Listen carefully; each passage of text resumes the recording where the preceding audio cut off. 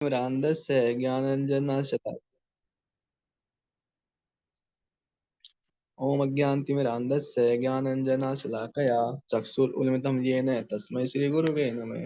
श्रीचैतन्यमनोभीष्टं स्थापितं येन भूतले स्वयं रूपं कदा मह्यं ददाति स्वपदान्तिकम्। वन्देऽहं श्रीगुरो उत्पत्कमलं श्रीगुरून् वैष्णवांश्च श्रीरूपं सागरजातं सहगण रघुनाथं तं सजीवं सावधेतं सावधूतं प्रियजनसहितं कृष्णचैतन्यदेवं श्रीराधाकृष्णपादान् सहगण ललिता श्रीविशाखान् सांचम हे कृष्ण कृष्ण सिंधु दीनबंधु जगतपते गोपेश गोपिका कांते राधा कांते नमस्ते तप्त कांचन गौरांगी श्री राधे वृंदावनेश्वरी विश्वानुसुते देवी प्रणमामि हरि प्रिये वांछा कल्पतरुभ्यश्च कृपा सिन्धुभ्येव च पतितानां पावनेभ्यो वैष्णवेभ्यो नमो नमः। जय श्री कृष्ण चैतन्य प्रभु नित्यानंद श्री अद्वैत गदाधर श्रीवासादि गौर भक्तवृंदे हरे कृष्ण कृष्ण कृष्ण हरे हरे हरे राम राम राम हरे हरे। नमः ओम विष्णुपादाय कृष्णपृष्ठाय भूतले श्रीमते भक्तिवेदांत स्वामिनिति नामिने नमस्ते शास्त्रे देवे गौरवाणी प्रचारिणे निर्विशेष शून्यवादी पाश्चात्य देशकारे। हरे कृष्ण। हरे कृष्णा प्रभु जी, थैंक यू सो मच।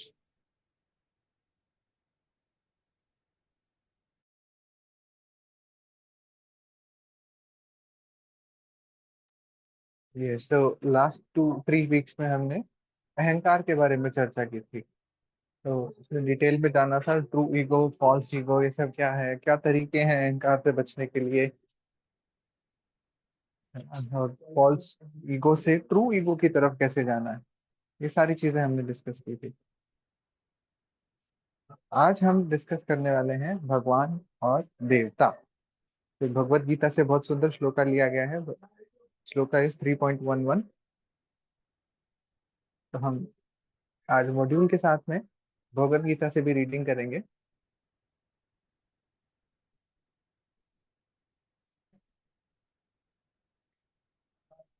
ठीक है। तो आज हमारे साथ मुकेश शर्मा प्रभु जी हैं। वो हमारे भक्ति वृक्षा में नए ऐड हुए हैं। तो एक बार 2 मिनट का टाइम लेके मुकेश प्रभु जी से बात करते हैं। हरे कृष्णा मुकेश प्रभु जी, आपका स्वागत है।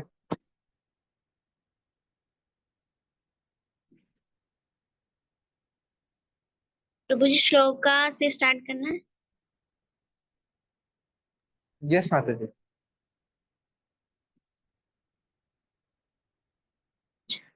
देवान् भावयातनेन ते देवा भावयन्तु वा परस्परं भावयन्तः श्रेयः से प्रसन्न करेंगे और इसी तरह मनुष्य तथा देवताओं के मध्य सहयोग से सबों को संपन्नता प्राप्त होगी। तात्पर्य संसारी कार्यों के लिए अधिकार प्राप्त शासक प्रत्येक जीव द्वारा शरीर धारण के लिए आवश्यक वायु प्रकाश अन्य सारे वर उन देवताओं अधिकार में है जो भगवान के शरीर के विभिन्न भागों से विभिन्न भागों में असंख्य सहायकों के रूप में स्थित है। प्रसन्नता तथा प्रसन्नता मनुष्य द्वारा यज्ञ की संपन्नता पर निर्भर है और यज्ञ किन्हीं विशेष देवताओं को प्रसन्न करने के लिए किए जाते हैं, किंतु तो भी सारे यज्ञों में भगवान विष्णु को प्रमुख भोक्ता की पूजा जाती है।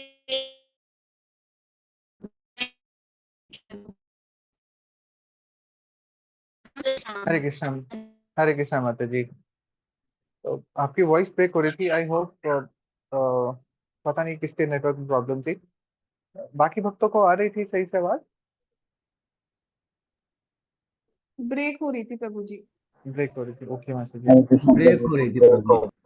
ठीक है प्रभु ठीक जी है, हाँ, नेटवर्क इश्यू बहुत ज्यादा हो रहा है। कोई बात नहीं माता जी। सो हाँ, आज जो हम चर्चा करने वाले हैं वो देवताओं के बारे में और भगवान के बारे में।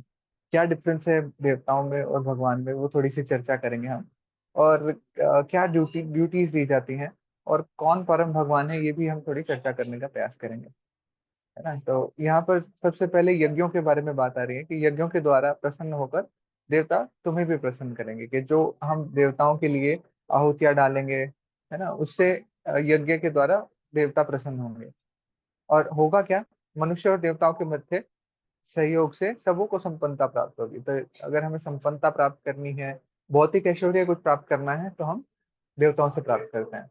और देवताओं के पास वो चीजें कहाँ से आती हैं, वो भगवान से ही आती हैं, है ना। भगवान के पास सारी शक्तियां हैं, उन्होंने अपने डिपार्टमेंट्स अलग अलग बांट रखे हैं।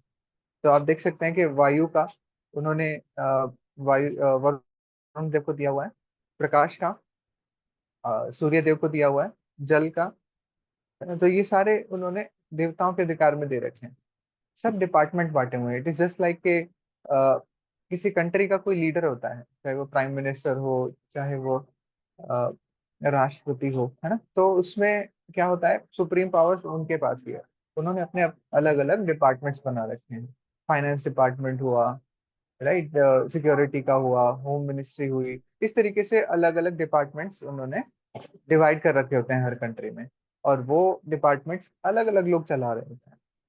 तो वो जो आप मान सकते हैं जो मिनिस्टर्स हैं, जो कि पीएम या राष्ट्रपति के अंडर चल रहे हैं, वो क्या है, जो अलग अलग डिपार्टमेंट्स हैं, वो देवी देवता हैं। इस तरीके से हम मान सकते हैं। और भगवान जो है वो उस कंट्री को लीड कर रहे हैं, उस कंट्री पे शासन कर रहे हैं। इस तरीके से हम मान सकते हैं, है ना। तो ये भगवत गीता से लिया गया है श्लोका। श्लोका है ये 3.11। तो ट्विंकल माता जी, आप वो श्लोका प्लीज शेयर कर पाएंगे, वहीं से थोड़ा रीड करने का प्रयास करते हैं।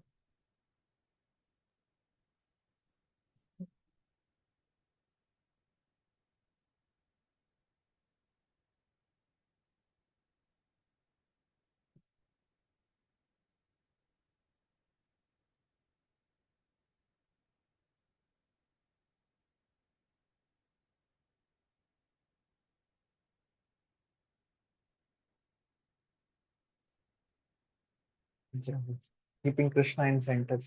तो माता जी से हम सीख सकते हैं कि कृष्ण को कैसे सेंटर में रखना है। माता जी का लैपटॉप देखिए कितना सुंदर है, पूरा भक्ति भाव से भरा हुआ है, कृष्णा को सेंटर में रखा हुआ है। इतना सुंदर बैकग्राउंड माता जी ने लगाया हुआ है।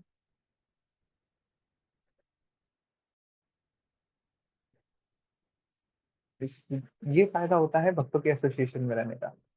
हम जो बहुत चीजें सीखते हैं, है ना, कुछ चीजें होती हैं जो हम अपने एक्सपीरियंस से सीखते हैं, बट वो अपना एक्सपीरियंस से चीजों को सीखने में बहुत ज्यादा समय लग जाता है। तो बुद्धिमान व्यक्ति किसे बताया गया है, जो भक्तों के एक्सपीरियंस से सीख ले। जो भक्त सिखा रहे हैं उनसे बहुत आसानी से सीख लिया जाता है, उनको एक्सपीरियंस वो कर चुके हैं ऑलरेडी। तो वो जो रियलाइजेशन शेयर करते हैं, अपना आचरण हमें दिखाते हैं, उनसे हम सीख सकते हैं कि हाँ, कैसे भक्ति में आगे बढ़ना है। तो थैंक यू ट्विंकल माता जी। यस, ये श्लोका है भगवत गीता के चैप्टर 3, श्लोका 11 का, है ना। तो यस, ये रीड हम कर चुके हैं। हाँ जी, तो यहाँ पे जो दिया हुआ है तात्पर्य में, देवतागण क्या है, ये सांसारिक कार्यों के लिए अधिकार प्राप्त प्रशासक हैं। तो भगवान ने क्या किया, ड्यूटीज असाइन की अपने को, और इनको अधिकार दिया कि आप ऐसे प्रशासक बनिए। और यहाँ पर बताया जा रहा है कि शरीर धारण करने के लिए क्या क्या हमें चाहिए, वायु, प्रकाश, जल, अन्य सारे वर उन देवी देवताओं के अधिकार में है, जो भगवान के शरीर भगवान के शरीर के विभिन्न भागों में असंख्य सहायकों के रूप में स्थित हैं। तो एक चीज बताई जाती है, जैसे यहाँ पर भगवान के शरीर की का जिक्र हो रहा है ना। तो ऐसा भी बताया जाता है कि हम क्या हैं, हम भी भगवान के एक पार्ट हैं। और हमारे शरीर के अगर पार्ट की बात करें कि हमारा हाथ है, तो ये हाथ किस लिए है, हमारे शरीर की सेवा के लिए, है ना। तो होता क्या है कि हम हाथों से प्रसाद पा सकते हैं, हाथों से लिख सकते हैं, भगवान की कथा के को नोट्स बना सकते हैं, इन कर्णों से सुन सकते हैं, भगवान की कथा सुन सकते हैं, जो सुनना चाहे वो सुन सकते हैं, है ना। नाक से सूंघ सकते हैं, और मुख से हम भोजन पा सकते हैं, प्रसाद पा सकते हैं। ये सारी चीजें क्या है, शरीर का पोषण करने में सहायक है। और अगर हाथ ये चीजें ना करें, शरीर की सहायता ना करें, तो हाथ किस काम के हैं फिर, या बॉडी पार्ट किस काम का है फिर, जब ये अगर बॉडी की हेल्प नहीं कर पा रहे हैं। हाँ, तो इसी तरीके से यहाँ पर बताया जाता है कि ये सारी चीजें अ, हम जो बॉडी पार्ट्स की बात कर रहे हैं, ये हम एक जीवात्मा के लिए प्रयोग कर सकते हैं। हाथ पैर हुए, जो भी हुआ, जो पार्ट्स हैं, पार्ट एंड पार्सल बोला जाता है ना, कि हम भगवान के ही अंश हैं, ये चीज है।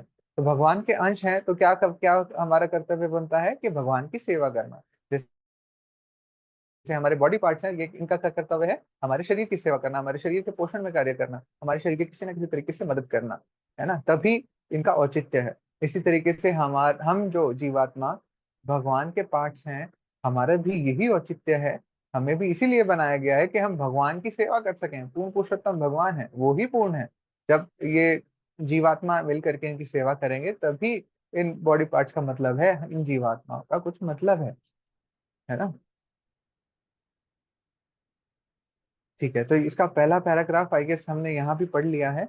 और यहाँ पर बताया जा रहा है कि यज्ञों से क्या होता है, हम देवी देवताओं को प्रसन्न कर सकते हैं। बट यज्ञों के भी भोक्ता कौन होते हैं?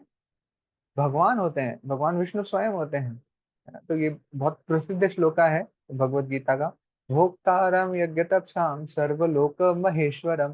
भगवान ने यहाँ पर क्लियरली बोल दिया है, यज्ञ तप इत्यादि आप जो भी कर रहे हैं उनका भोक्ता केवल भगवान है, केवल मैं हूँ। भगवान स्वयं बोलते हैं, कौन है उनका भोक्ता? भगवान स्वयं है। सर्वलोक महेश्वरम। जितने भी लोक आप देख सकते हैं या नहीं भी देख सकते हैं, जिनके बारे में आपने सुना है, सभी लोकों के स्वामी कौन है? भगवान है। महेश्वरम, महा ईश्वर। तो भगवान स्वयं बता रहे हैं, भोक्तारम यज्ञ तपसाम सर्वलोक महेश्वरम। तो जो भी हम यज्ञ करते हैं, उनका मुख्य प्रयोजन क्या होता है? यज्ञपति को प्रसन्न करना होता है, जो यज्ञ का को एक्सेप्ट करता है, यज्ञ पुरुष जिसे बोला जाता है। और कलयुग में क्या बताया जाता है? श्रील प्रभुपाद बार बार हमें बताते हैं कि भक्ति योग ही सर्वोत्तम है। और इस भक्ति योग में, इस कलयुग में हम कैसे भक्ति योग में आगे बढ़ सकते हैं? हरिनाम संकीर्तन यज्ञ करके। हरिनाम संकीर्तन का यज्ञ कैसे होगा? यज्ञ के लिए तो हमें आहुतियां चाहिए, हवन कुंड चाहिए, और एक यज्ञ पुरुष भी चाहिए, है ना। तो ये सारी चीजें हरिनाम संकीर्तन यज्ञ में हमें मिलती हैं। कैसे मिलती हैं? आहुतियां क्या हैं? जो हम हरिनाम बोल रहे होते हैं, हरे कृष्णा कृष्ण कृष्ण हरे हरे, हरे राम राम राम हरे हरे। तो जो मुख से हम हरि नाम बोल रहे हैं, यही एक्चुअली आहुति है इस यज्ञ की। और आहुति कहाँ जा रही है? हमारे कर्णों में जा रही है। और ये कर्ण क्या है? हमारे ये हवन कुंड की तरह है। जो यज्ञ में कुंड का यूज होता है वो है। और वो कुंड, उससे क्या होगा? आवाज हमारे भीतर जाएगी। और भीतर कौन बैठे हैं? परमात्मा। परमात्मा जो हमारे अंतर मन में बैठे हुए हैं, वो उस आहुति को स्वीकार करते हैं, वो यज्ञ पुरुष हैं। और फिर वो जब संतुष्ट होते हैं, वो प्रसन्न होते हैं, तो फिर क्या होता है? दिव्य ज्ञान हृदय प्रकाशित होता है। फिर जाकर के हमारा भक्ति योग में आगे हम बढ़ पाते हैं, फिर हमारे हृदय में दिव्य ज्ञान प्रकाशित होता है ना। तो इस तरीके से यहाँ पर बताया जाता है कि आप जो भी यज्ञ ले लो, हरिनाम संकीर्तन यज्ञ ले रहे हैं, उसका भी औचित्य यही है। क्या है उसका अल्टीमेट मोटिव? क्या है इसका? कि हम यज्ञ पुरुष को प्रसन्न कर पाए, जो हमारे हृदय में परमात्मा बैठे हुए हैं, उनको हम प्रसन्न कर पाए, है ना। तो इसी इसमें लास्ट लाइन में भी यही आ रहा है, अतः समस्त यज्ञों का प्रमुख प्रयोजन यज्ञपति को प्रसन्न करना है। यहाँ पर हमने इतना पढ़ा था अभी। ठीक है, इसके आगे हम पढ़ सकते हैं। नेक्स्ट देखते हैं कौन पढ़ेंगे। प्रदीप चौधरी प्रभु जी, हरे कृष्णा। माता जी वहीं से पढ़ सकते हैं हम, हरे भगवत कृष्ण। गीता से ही पढ़ सकते हैं।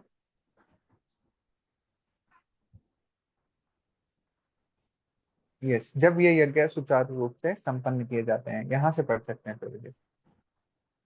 थर्ड लास्ट लाइन में है। अच्छा हाँ, जब ये यज्ञ सुचारू रूप से संपन्न किए जाते हैं तो विभिन्न विभागों के अधिकारी देवता प्रसन्न होते हैं और प्राकृतिक पदार्थों का अभाव नहीं रहता है।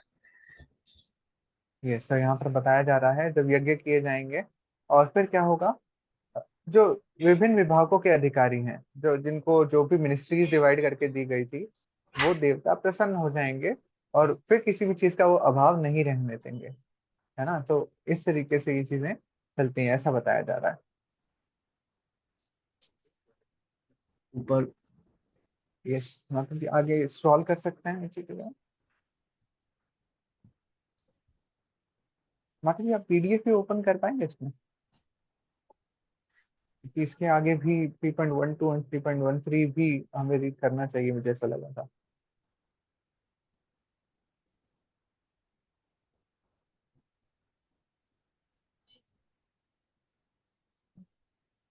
ठीक है, एक बार ये पढ़ लेते हैं प्रभु जी। यज्ञों को संपन्न करने से अन्य लाभ भी होते हैं, जिनसे अंततः भव बंधन से मुक्ति मिल जाती है। यज्ञ से सारे कर्म पवित्र हो जाते हैं, जैसा कि वेद वचन है, आहार शुद्धो सत्व शुद्धि सत्व शुद्धो ध्रुवा स्मृति स्मृति लंबे सर्वगृहाणाम विप्रमोक्ष। यज्ञ से मनुष्य के खाद्य पदार्थ शुद्ध होते हैं और शुद्ध भोजन करने से मनुष्य जीवन शुद्ध हो जाता है। जीवन शुद्ध होने से स्मृति, आगे स्क्रॉल करना।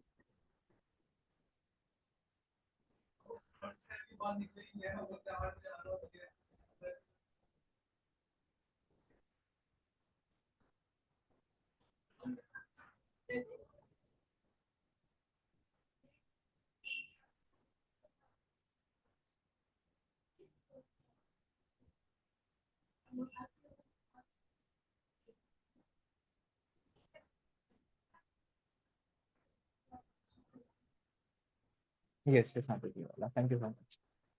यस, जीवन शुद्ध होने से स्मृति के, ऐसे पढ़ सकते हैं प्रभु जी।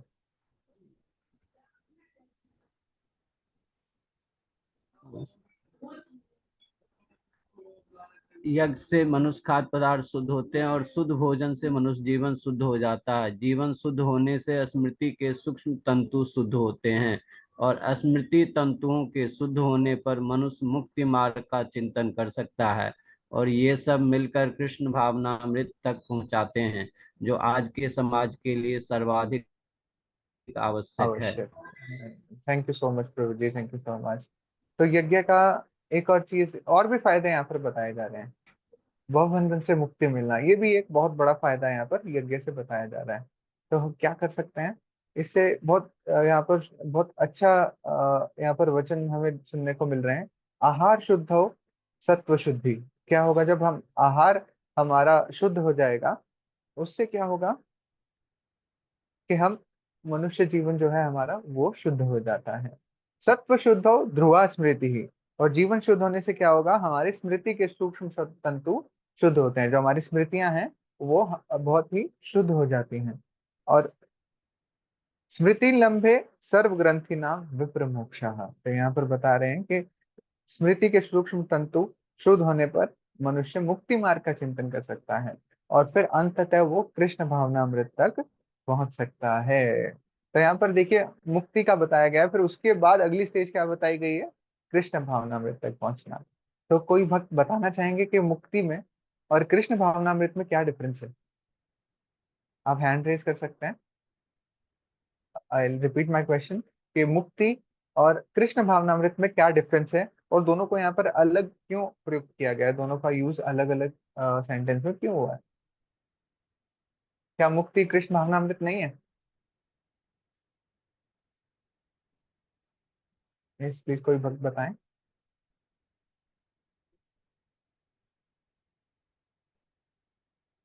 हरे कृष्णा। हरे कृष्णा मुकेश प्रभु जी। हरे कृष्णा प्रभु जी। प्रभु जी, जी प्रभु जी। जैसा कि आपने हमें बताया है कि तो मैं इसमें थोड़ा अपने विचार के हिसाब से बताना चाहूंगा कि मुक्ति में और क्या कहते हैं, भक्ति जब हम करते हैं तो उसमें क्या डिफरेंस है।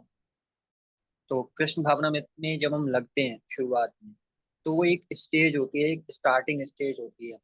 क्योंकि उस समय तक हम पूर्ण रूप से जितने भी हमारे अवगुण होते हैं, जितने भी हमारे अंदर में बंधन होते हैं, उनसे हम छूट नहीं पाते। तो हम एक प्रैक्टिस करते हैं, एक स्टेज होती है, स्टार्टिंग स्टेज होती है। लेकिन जब हम मुक्ति तक पहुंच जाते हैं, तब हमारे सारे जो अवगुण होते हैं, जो भी हमारे तो हम पूर्ण रूप से शुद्ध हो चुके होते हैं और हम पूर्ण रूप से कृष्ण भावना मत के एकदम पराकाष्ठा तक पहुंच जाते हैं।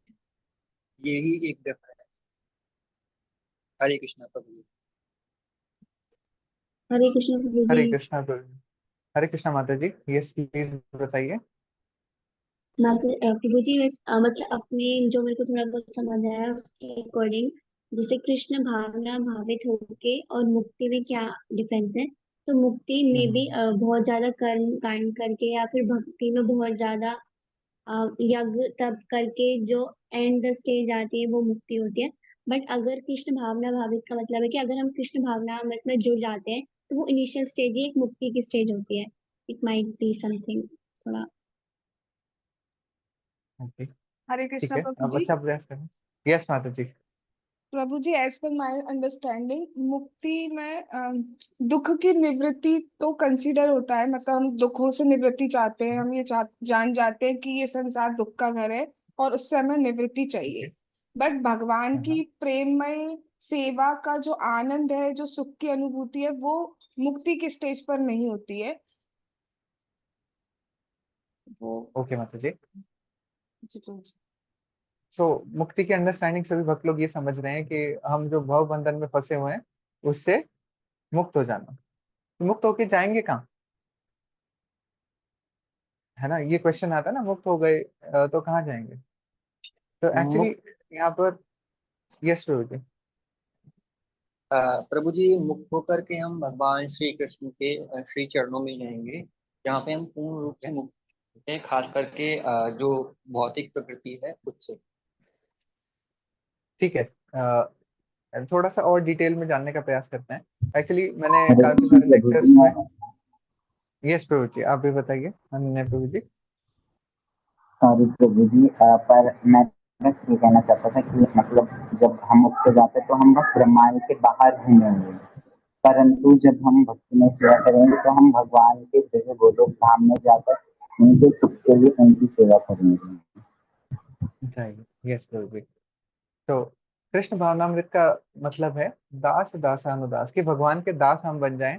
जो हमारा एक्चुअल मोटिव है यहाँ मनुष्य जीवन प्राप्त करने का, उसको हम समझ पाएं और वो ग्रहण कर पाएं, है ना, कि भगवान की सेवा हमें करनी है। जैसा कि अभी हम थोड़ी देर पहले चर्चा कर रहे थे कि we are part and parcel of God. हम भगवान के पार्ट हैं, एक अंश हैं। और अंश का क्या कार्य होता है, अपने अंशी की सेवा करना। वो जिसका पार्ट है उसकी सेवा में लगना पूर्णतया। तो दिस इज कॉल्ड कृष्ण भावनामृत। और कृष्णा को हमेशा सेंटर में रखना, दिस इज कृष्ण भावनामृत। और इसका एक रिजल्ट क्या होता है, इसका बाय प्रोडक्ट होता है, दैट इज मुक्ति। कि भगवान की सेवा में अगर आप लग गए ना तो मुक्ति अपने आप ही पीछे आती है ना। और मुक्ति का, यहाँ पर मुक्ति एक्चुअली चार टाइप की बताई गई है। पहला है सारूप्य मुक्ति। सारूप्य मतलब रूप के जैसी, भगवान का जैसा रूप है वैसा रूप हमें भी मिल जाएगा नेक्स्ट बर्थ में। दिस इज सारूप्य मुक्ति, कि भगवान का जैसा रूप है हमें वैसा रूप मिल जाएगा। सेकंड इज सालोक्य भक्ति, मुक्ति। सालोक्य मतलब, लोक मतलब भगवान का लोक जहाँ है, हम उसी रियल में चले जाएंगे, उसी वर्ल्ड में चले जाएंगे, भगवान का जो लोक है वहां पर हम पहुंच जाएंगे। Third is सामीप्य। सामीप्य में समीप से बनाएंगे, सामीप्य के हम भगवान की प्रॉक्सिमिटी में रहेंगे, भगवान के बहुत निकट जाकर के रहेंगे, है ना। और एक और है कैवल्य मुक्ति। कैवल्य मुक्ति का मतलब है अ, कि हम जीवन मुक्ति हमें मिल जाएगी। हम यहाँ से जब डेथ होगी तो हमें मोक्ष मिल जाएगा, और ये सबसे सुपीरियर फॉर्म मानी जाती है। बट भक्त क्या होता है, कभी भी मुक्ति की आकांक्षा नहीं रखता है। तो ये लिबरेशन कभी भी भक्त का और टारगेट कभी भी नहीं होता है। क्या होगा, भगवान का रूप मिल गया, सारूप्य मुक्ति मिल गई, भगवान का रूप मिल गया, पर किस कार्य में लगे, कहीं भी इसका जिक्र नहीं आता है। सामीप्य मिल गया, भगवान के समीप जाके रहने लगे, बट सेवा कहाँ है। सालोक्य, भगवान का लोक तो मिल गया, बट वो वो चीज हमें मिली नहीं, भगवान का प्रेम एक्चुअली प्राप्त करना, ये हमारा टॉप मोस्ट प्रायोरिटी होती है। भगवान का प्रेम कहाँ मिला हमें, किसी भी मुक्ति में प्रेम नहीं प्राप्त होता है। This is the problem. तो भक्त जो भी होगा ना, वो कभी भी मुक्ति के पीछे कभी नहीं भागेगा। भक्त को क्या चाहिए, भक्ति ही चाहिए, केवल और केवल, सिर्फ और सिर्फ भक्ति चाहिए उसे। और भक्ति जब आ जाएगी तो मुक्ति तो अपने आप मिल जानी है। तो मुक्ति, अगर कोई भक्त कहता है कि मुझे सारूप्य चाहिए, भगवान की जैसा रूप चाहिए, ऐसा कभी भी नहीं चाहेगा भक्त। भगवान के भक्तों को क्या चाहिए? भगवान की सेवा करने का मौका चाहिए। दिस इज एक्चुअल थिंग, है ना। तो भक्ति और मुक्ति में बहुत ज्यादा डिफरेंस है। कई बार बताते हैं ना कि आपको एक लोक मिल गया, जैसे ये बताते हैं कि ब्रह्म ज्योति में विलीन होने का वो मिल जाए, या कभी आपने बहुत अच्छे अच्छे काम किए किसी जन्म में, आपको मुक्ति मिली, बट आप जाके कहाँ कहाँ मिल गए? ब्रह्मा जी का लोक है, आपको वो मिल गया। क्या बताते हैं कि आप एक्चुअली वहां पर जाकर अकेले पड़ जाते हैं और वहां जाके फंस जाते हैं। फिर क्या होगा? आपके पुण्य क्षीण होंगे, बहुत धीरे धीरे क्षीण होंगे। बहुत टॉप लेवल तक आप पहुंच चुके हैं, उसके ऊपर जाकर के भगवान का आपको सानिध्य मिलना था, है ना, भगवान की सेवा मिलनी थी, बट उससे एक लेवल नीचे रह गए। तो क्या होगा? वहां पे आपको कोई भी नहीं मिलता है। कोई भी जब नहीं मिलेगा वहां पर, तो आपके जो अच्छे कर्म थे, जो पुण्य आपने किए थे, वो क्षीण बहुत धीरे धीरे होंगे। वहां नीचे आने में फिर इसी लोक में आएंगे, फिर से वापस से वो जर्नी आपको तय करनी होगी। होता क्या है कि जैसे बताते हैं कि आपको देवताओं के लोक मिल गए या स्वर्ग प्राप्त हो गया, तो फिर क्या हो गया? धीरे धीरे आपके पुण्य वहां से क्षीण होने शुरू होते हैं। पुण्य कम कैसे होंगे? वहां पर बहुत ज्यादा ऐश्वर्य है, बहुत ज्यादा भोग है। भोग किया, ऐश्वर्य वहां पर उसमें पूरा लिप्त रहे, और धीरे धीरे आपके फिर पुण्य क्षीण होना स्टार्ट होते हैं। धीरे धीरे क्षीण होते हैं, फिर जाकर के दोबारा इस धराधाम पर आते हैं। बताया जाता है कि जो देवतागण है ना, वो भी तरसते हैं इस धराधाम पर आने के लिए, इस मृत्यु लोक में आने के लिए। ऐसा क्यों है? क्योंकि वहां पर इतना ऐश्वर्य है और उनकी इतनी ड्यूटीज हैं कि उनको भक्ति करने का समय बिल्कुल भी नहीं मिलता है। और वो ऐश्वर्य के साथ वो भक्ति नहीं कर पाते हैं, भगवान का नाम नहीं ले पाते देवता का, इसलिए तरसते हैं कि हमें मृत्यु लोक मिल जाए। बताया जाता है जो भक्त यहाँ पर कथा कथा श्रवण कर रहा होता है या फिर कीर्तन में लगा होता है, तो देवतागण वहां पर आकर के पुष्प वर्षा करते हैं, उनका बहुत ही सराहना करते हैं। क्यों करते हैं? कि ये तो देखिए अगले, ये मुक्त पुरुष अब हो चुका है। मुक्त पुरुष क्यों है? जो यहाँ पर रह करके भी वैराग्य जिसको प्राप्त है। आप इस धराधाम पर तो हैं, परंतु ये जो आसपास की चीजें हैं, भौतिक चीजें, अगर आपको ये प्रभावित नहीं कर रही होती, तो उसे मुक्त पुरुष बोला जाता है। और ये वैराग्य है की स्टेज है, क्योंकि ये सारी चीजें कृष्ण से रिलेट की जा सकती हैं, कि everything is from Krishna, Krishna से आई ये सारी चीजें, और इनका उपयोग जो है भगवान कृष्ण की सेवा में ही किया जा रहा है। ये भी वैराग्य है। कोई भक्त का बताया जाता है कि भक्त लोग, हमें लग सकता है कि ये बहुत ज्यादा भौतिक ऐश्वर्य में लिप्त हैं, बट ऐसा नहीं होता है। होता क्या है कि जो भी उनके पास भौतिक ऐश्वर्य है, वो भगवान की सेवा में लगा देते हैं, और वो चीजें शुद्ध हो जाती हैं एकदम। ये एक वैराग्य ही है, और इस वैराग्य को बोला जाता है युक्त वैराग्य। युक्त इस ये योग है किसी का उसमें, कि सारी चीजें उन्होंने छोड़ी नहीं है, बट भगवान कृष्ण की सेवा में लगा दी है जो भी चीजें हैं। दिस इज कॉल्ड युक्त वैराग्य। सारी चीजें हैं तो सही, बट उनका उनका प्रभाव नहीं पड़ रहा है, भगवान की सेवा में सारी चीजें अर्पित कर दी हैं। दिस इज युक्त वैराग्य। तो यही हमारी प्रायोरिटी होनी चाहिए कि हम युक्त वैराग्य में रहें। सारी चीजें हो तो सही, ऐसा नहीं कि सारी चीजें छोड़ करके हम चले जाएं, बट युक्त वैराग्य इज वेरी इंपॉर्टेंट। हमें यही करना चाहिए, और कोशिश करनी चाहिए कि भगवान की सेवा में सारी चीजें लगाई जा सके। मुक्ति की तरफ हमें कभी नहीं भागना चाहिए। मुक्ति क्योंकि बाय प्रोडक्ट है उसका, भक्ति का। अगर हम भक्ति में लगेंगे, भगवान की सेवा में लगेंगे, तो यहाँ पर रहते हुए भी मुक्त है पुरुष, उनको सारी चीजें प्रभावित नहीं कर रही हैं। ठीक है। तो यस, हमें भक्ति में इतना सुदृढ़ होकर दिखाना है, भगवान की सेवा में इतने हमें तल्लीनता से लगना है कि हम जो भौतिक चीजें हैं हमें प्रभावित ना करें, और जो भौतिक ऐश्वर्य हमारे पास है, वो भगवान की सेवा में हम लगाएं। तो ये हमारा मोटिव होना चाहिए। ठीक है। तो आई होप कुछ मैं बता पाया कि भक्ति और मुक्ति में क्या डिफरेंस है। मुक्ति मिलने के बाद भगवान की सेवा नहीं मिलती है। भवबंधन से, भौतिक संसार से मुक्ति तो मिल गई, पर हम वहां पर जाकर फंस जाते हैं, भगवान की सेवा नहीं मिल पाती है। हम जिनके पार्ट हैं उनकी सेवा कर पाना हमारा मोटिव है। यही हमारा स्वरूप है। जीवेर स्वरूप होए कृष्णेर नित्य दास। और जीव का क्या स्वरूप है, क्या आइडेंटिटी है जीव की? कृष्ण का नित्य दास होना। और वो दास की भावना जब तक नहीं आएगी, तब तक इस मुक्ति का कोई भी फायदा नहीं है ना। तो इसीलिए कहा जाता है कि हमें भक्ति में लगना चाहिए, भगवान की प्रेममय सेवा में लगना चाहिए। इसलिए मुक्ति के पीछे कभी भी नहीं भागना चाहिए। हरे कृष्णा। ये तो हम आगे बढ़ सकते हैं। हम नेक्स्ट श्लोक का, माता जी आप सॉल्व कर सकते हैं। यस, डायरेक्ट इसमें हम तात्पर्य रीड करेंगे। आई रिक्वेस्ट सुरभि माता जी। हरे कृष्णा माता जी। ऊपर जो ट्रांसलेशन है वो भी रीड कर सकते हैं। यस। हरे कृष्णा प्रभु जीवन जी। की। हरे कृष्णा माता जी। जीवन की विभिन्न आवश्यकताओं की पूर्ति करने वाले विभिन्न देवता यज्ञ संपन्न होने पर प्रसन्न होकर तुम्हारी सारी आवश्यकताओं को की पूर्ति करेंगे, किंतु जो इन उपहारों को देवताओं को अर्पित किए बिना भोगता है वह निश्चित रूप से चोर है। देवतागण भगवान यस। विष्णु का, आप ये रीड करेंगे? यस माता जी, आप कर लीजिए रीड एक बार। देवतागण भगवान विष्णु द्वारा भोग सामग्री प्रदान करने के लिए अधिकृत किए गए हैं, अतः नियत यज्ञ द्वारा उन्हें अवश्य संतुष्ट करना चाहिए। वेदों में विभिन्न देवताओं के लिए भिन्न भिन्न प्रकार के यज्ञों की संस्तुति है, किंतु वे सब अंततः भगवान को ही अर्पित किए जाते हैं। किंतु जो ये नहीं समझ सकता कि भगवान क्या है, उसके लिए देव यज्ञ का विधान है। अनुष्ठान कर्ता के भौतिक गुणों के अनुसार वेदों में विभिन्न प्रकार की यज्ञों का विधान है।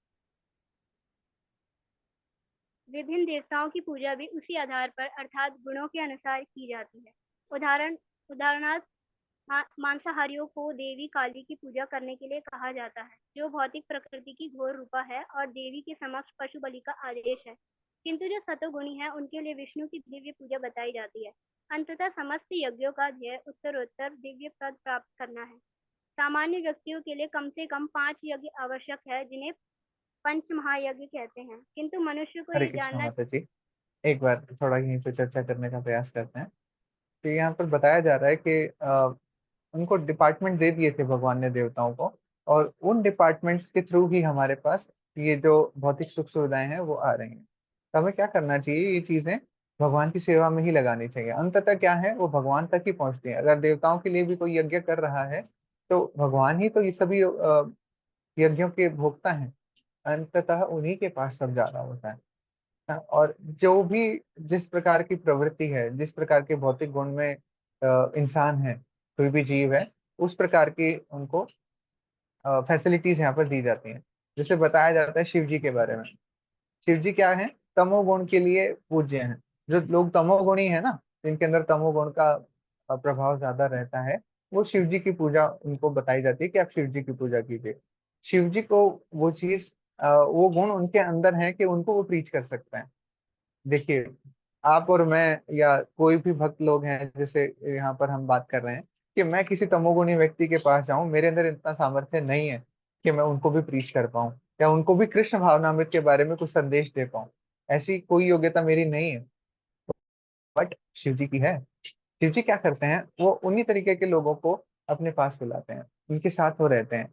और होता क्या है, वहां पर भागवतम के लेक्चर चल रहे होते हैं, उनके तरीके से वहां पर शिव जी बताते हैं, है ना। तो इसीलिए भगवान ने सारी फैसिलिटी कर रखी है कि आप शिव जी के पास आए, और अंततः शिव जी करने क्या वाले हैं, उनको भगवान कृष्ण की सेवा में लगाने वाले हैं। ऐसा होता है। तो इसीलिए भगवान ने सब फैसिलिटीज यहाँ पर दे रखी हैं कि आपको जैसा चाहिए आप वैसे देवी देवताओं की पूजा करें, और फिर अंततः जब देवी देवता प्रसन्न होंगे ना, वो भगवान की भक्ति में आपको लगा देंगे, क्योंकि सभी यज्ञों के भोक्ता भगवान ही हैं। तो यहाँ पर ये बताया गया है। और जो व्यक्ति सतोगुणी है, सतोगुणी क्या, उसके लिए क्या, किस चीज का प्रावधान कराया गया है कि विष्णु की पूजा आप कीजिए, उनकी दिव्य पूजा कर सकते हैं। और हमें इतना कुछ ज्यादा डिटेल में समझने की ज्यादा जरूरत नहीं है कि ठीक है, जिसका यज्ञ जो होता हो, हमें बस अपने हरिनाम संकीर्तन यज्ञ पर फोकस करना है। तो that is the simplest thing. वो सभी के लिए है, जितने भी जीवात्मा है, चाहे वो इंडिया में रहते हो, चाहे पाकिस्तान में रहते हो, चाहे इंग्लैंड में रहते हो, चाहे वो साउथ अफ्रीका में रहते हो, भगवान सभी के हैं।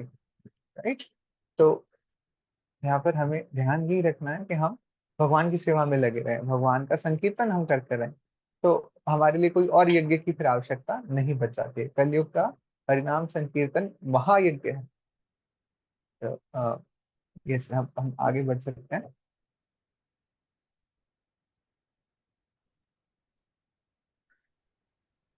एक और चीज यहाँ पर बताई गई है कि चोर है। एक बार शिला प्रभुपाद का एक किस्सा आता है। एक बहुत बड़ा व्यापारी, जो कि ग्लास का व्यापारी था, कांच का, वो शिला प्रभुपाद के पास आता है। तो यहाँ चोर्स वर्ड से मुझे याद आ गया कि शिला प्रभुपाद ने कितना फॉरवर्ड, मतलब स्ट्रेट फॉरवर्ड होके बोला था और क्या बोला था, एक बार कांच का व्यापारी आता है और शिला प्रभुपाद के सामने आके बताता है कि मैं कांच का व्यापारी हूँ, इतना इतना मेरी अर्निंग्स है, बहुत ज्यादा अर्निंग्स है। तो कई लोगों को लगता है कि सन्यासी हैं या कुछ है, उनको वो लोग क्या देंगे, दान देंगे आकर के, तो वो थोड़ा सा प्राइड फील करके आते हैं कि इतना बड़ा व्यापारी हूँ, और जाते हैं किसी के पास। तो शिला प्रभुपाद ने क्या बोला, अच्छा तो आप चोर हैं, ऐसा उनके सामने इतने कठोर वचन शिला प्रभुपाद ने यूज किए। तो वो जो व्यापारी था एकदम से सन्न रह गया कि स्वामी जी ने क्या बोल दिया मुझे, चोर ऐसे कैसे कह सकते हैं। उन्होंने कहा अब ये बताओ, कांच बनाने के लिए मिट्टी कहाँ से लाते हो। फिर समुद्र के तट से। समुद्र का तट किसने दिया, भगवान ने ही तो दिया। आप किससे पूछ करके वहां से मिट्टी उठा करके लाए। तो इसीलिए श्रील प्रभुपाद ने उनको चोर बोला कि आप भगवान की संपत्ति जो है, भगवान की प्रकृति जो है, वहां से चीजों का यूज करके अपने प्रॉफिट के लिए उसको यूज कर रहे हैं, तो आप क्या हुए, चोर हुए। वापस से अर्पित कहाँ किया आपने। इसी इस श्लोक में भी यहाँ पर बताया जा रहा है कि जो चीजें हमारे पास आ रही हैं वो हमारी नहीं है, भगवान ने हमें सारी सुविधाएं दी हैं। जब तक हम भगवान को चीजें अर्पित नहीं करेंगे तो हम क्या कहलाएंगे, चोर ही कहलाएंगे ना। किसी की चीज हम यूज कर रहे हैं तो बिना परमिशन के। तो इसमें भगवान ने हमें फैसिलिटीज तो दे दी, बट वहाँ परमिशन कहाँ है। परमिशन, या हमें जो चीजें हमें मिल रही है वो भगवान को अर्पित करनी है, तब जाकर के उनका अच्छे से यूज हो पाएगा, सही यूज हो पाएगा।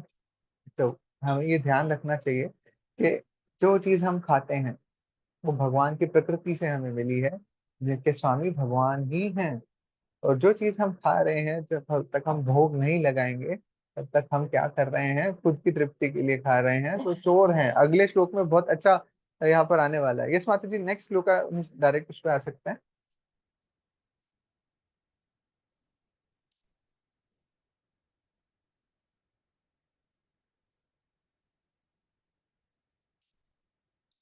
यस, तो यहाँ पर मैं रिक्वेस्ट करूंगा तमन्ना माता जी से कि ये ट्रांसलेशन एक बार माता जी पढ़ें, उसके बाद अन्य प्रभु जी तात्पर्य पढ़ेंगे। हरे कृष्णा तमन्ना माता जी, जो बोल्ड में लिखा हुआ है ट्रांसलेशन श्लोका का, प्लीज आप वो पढ़ दीजिए। हरे कृष्णा। भगवान के भक्त सभी प्रकार के पापों से मुक्त हो जाते हैं, क्योंकि वे यज्ञ में अर्पित किए भोजन प्रसाद को ही खाते हैं। अन्य लोग जो अपने इंद्रिय सुख के लिए भोजन बनाते हैं, वे निश्चित रूप से पाप खाते हैं। हरे कृष्ण। यस माता जी, थैंक यू सो मच माता जी। तो यहाँ पर बहुत कठोर वचन तो हैं, बट हाँ ये वैलिड है, बिल्कुल सही बात है ये, कि भगवान के भक्त सभी प्रकार के पापों से मुक्त हो जाते हैं। क्यों क्यों मुक्त हो जाते हैं, क्योंकि वे यज्ञ में अर्पित किए गए भोजन को ही खाते हैं। जब यज्ञ किया जाता है, जब हम भोग लगाते हैं, मंत्रा से भगवान को भोग लगाते हैं तुलसी पत्र रख करके, पहले तो जब हम उसको बना रहे होते हैं शुद्ध भाव से बना रहे होते हैं, या भगवान का कीर्तन करते हो, या कुछ कथा, कुछ भगवान का नाम हमारे कर्णों में जा रहा होता है, तब उस शुद्ध भाव से हम जब पका रहे होते हैं भगवान के लिए भोग, है ना। फिर उसके बाद हम भगवान को ऑफर करते हैं तुलसी पत्र उस पर रख करके, और जब भोग लग जाता है भगवान उसको स्वीकार कर लेते हैं, जो भी पाप उसके अंदर होते हैं उसको भगवान खींच लेते हैं। फिर जाकर के वो हमें प्रसाद मिलता है, और वो प्रसाद जब हम पाते हैं, हमारी चेतना तो शुद्ध होती ही होती है। कहा जाता है ना, जैसा अन्न वैसा मन। तो जैसा अन्न हम पा रहे हैं, अगर हम प्रसाद पाएंगे तो हमारा मन पवित्र हो जाएगा। और पीछे अभी हमने इस मॉड्यूल में भी पढ़ा है, आहार शुद्ध हो चित्त शुद्धि, क्या आहार जब शुद्ध होगा कि हमारा मन भी शुद्ध हो जाएगा।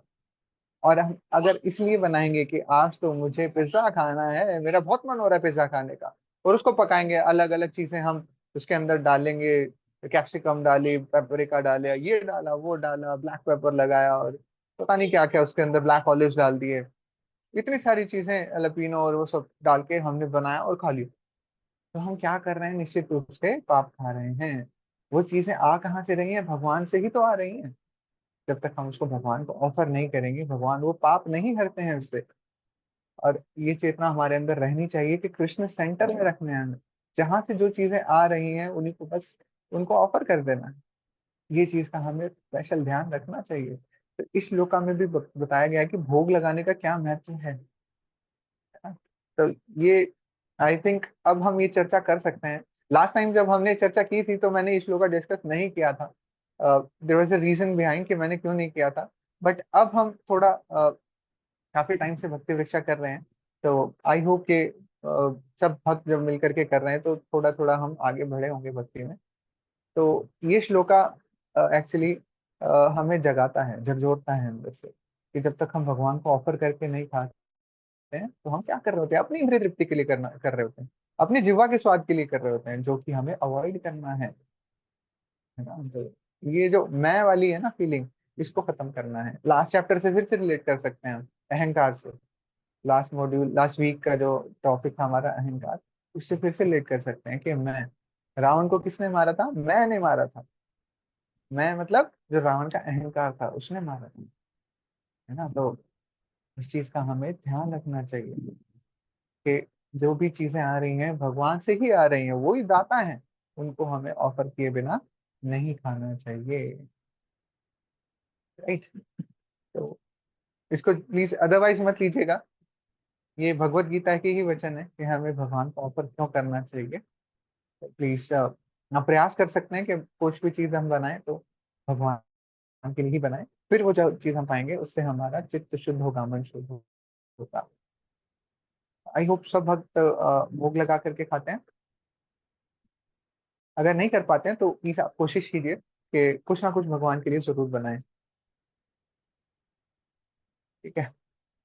तो अनन्या प्रभु जी, आप तात्पर्य रीड करेंगे। हरे कृष्ण प्रभु जी। सर्वप्रथम तो मैं आपसे क्षमा मांगना चाहूंगा कि मैंने आपको बीच में टोका था। कोई बात नहीं। भगवत भक्तों में कृष्ण भावना भावित पुरुषों को संत कहा जाता है। वे सदैव भगवत प्रेम में निमग्न रहते हैं। जैसा कि ब्रह्म संहिता में कहा गया है, प्रेमांजुनां चरित भक्ति विलोचनेन संतः सदैव हृदयेषु विलोकयन्ति। संतगण श्री भगवान गोविंद समस्त आनंद की दाता या मुकुंद मुक्ति के दाता या कृष्ण सबको आकृष्ट करने वाले पुरुष जो प्रगाढ़ प्रेम में मग्न रहने के कारण कोई भी वस्तु परम पुरुष को अर्पित किए बिना ग्रहण नहीं करते। फलतः ऐसे भक्त पृथक पृथक भक्ति साधनों के द्वारा तथा श्रवण कीर्तन स्मरण अर्चन आदि के द्वारा यज्ञ करते रहते हैं, जिसमें वे संसार की संपूर्ण पापमय संगति के कलमश से दूर रहते हैं। अन्य लोग जो अपने लिए या इंद्र तृप्ति के लिए भोजन बनाते हैं, वे न केवल चोर हैं अपितु सभी प्रकार के पापों को खाने वाले हैं। जो व्यक्ति चोर तथा पापी दोनों हैं, भला वह किस तरह सुखी रह सकता है? यह संभव नहीं। अतः सभी प्रकार से सुखी रहने के लिए मनुष्य को पूर्ण कृष्ण भावनामृत के संकीर्तन यज्ञ करने की सरल विधि बताई जानी चाहिए। अन्यथा संसार में शांति व सुख नहीं हो सकता। Hare Krishna, thank you so much प्रभु जी। तो यहाँ पर बताया गया है, प्रेमांजन छुरित भक्ति विलोचनेन संत सदैव हृदयेषु विलोकयन्ति। के संतगण जो हैं वो क्या करते हैं, सिर्फ भोग लगा करके ही खाते हैं।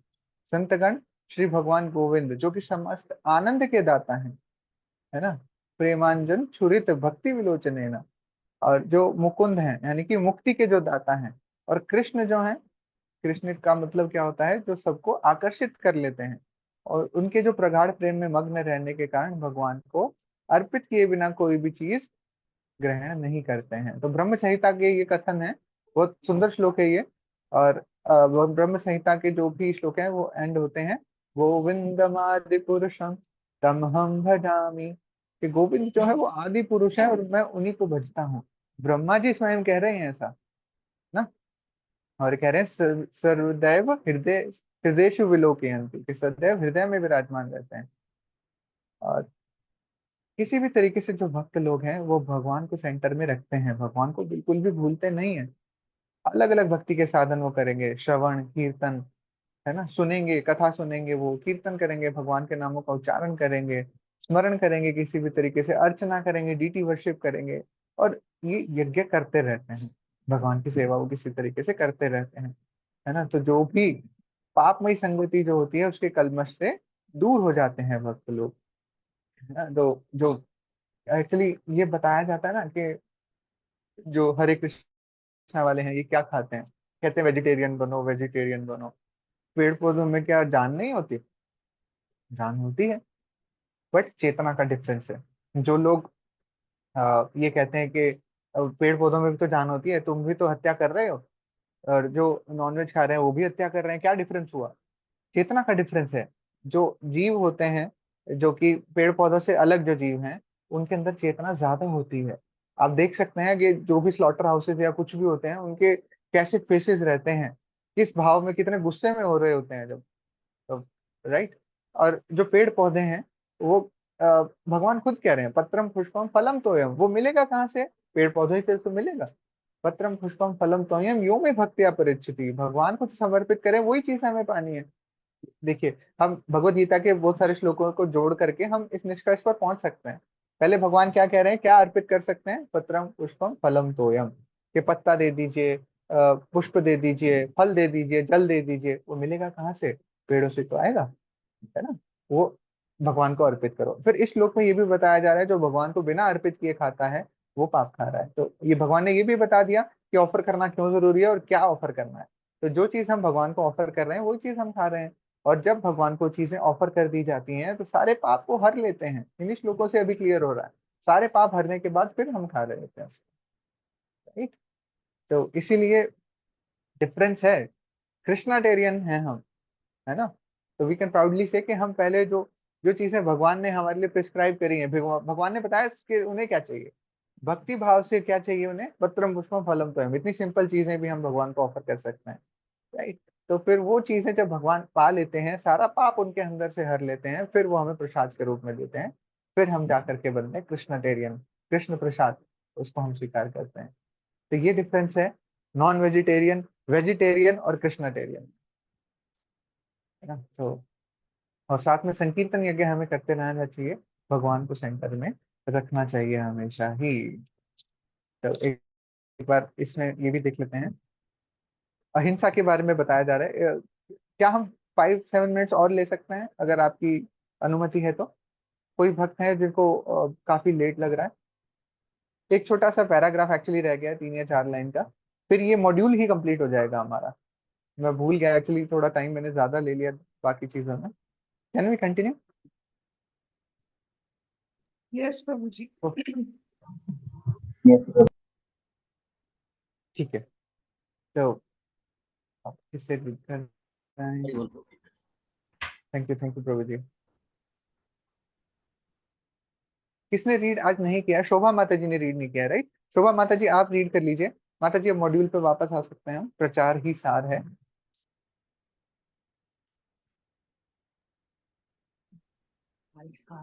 यस, शोभा माता जी आप प्लीज रीड कर लीजिए। हरे कृष्णा प्रभु जी। हरे कृष्णा। मनुष्य को प्रचार करना चाहिए, वही असली अहिंसा है। अहिंसा का सामान्य अर्थ वध न करना या शरीर को नष्ट न करना लिया जाता है, लेकिन अहिंसा का वास्तविक अ, अ, वास्तविक अर्थ है अन्यों को कष्ट न पहुंचाना। देवात्मक बुद्धि के कारण सामान्य लोग ज्ञान द्वारा ग्रस्त रहते हैं और निरंतर कष्ट भोगते रहते हैं। अतएव यदि मनुष्य लोगों को आध्यात्मिक ज्ञान तक ऊपर नहीं उठाता तो यह हिंसा करता है। उसे भरसक प्रयत्न करना चाहिए कि आम लोगों के असली ज्ञान वितरित करे, जिससे वे प्रबुद्ध होकर इस भव बंधन से छूट सके। यही अहिंसा है। हरे कृष्णा माता जी, थैंक यू सो मच। तो हरे शिल प्रभुपाद ने हमें यहाँ पर बताया है अहिंसा का असली मीनिंग क्या है। अहिंसा का देखिए हम मीनिंग मान सकते हैं किसी के साथ मारपीट ना करना, दिस इज कॉल्ड अहिंसा। बट एक्चुअली अहिंसा का मीनिंग क्या है कि दूसरों को कष्ट ना पहुंचे किसी तरीके से। बट लोग यहाँ पर क्या करते हैं, हमारी बॉडी को ही सब कुछ मान लेते हैं कि जो हमारा शरीर है ना यही सब कुछ है, खाओ पियो ऐश करो, कि अगली जिंदगी में क्या होना है हमें कुछ नहीं पता है।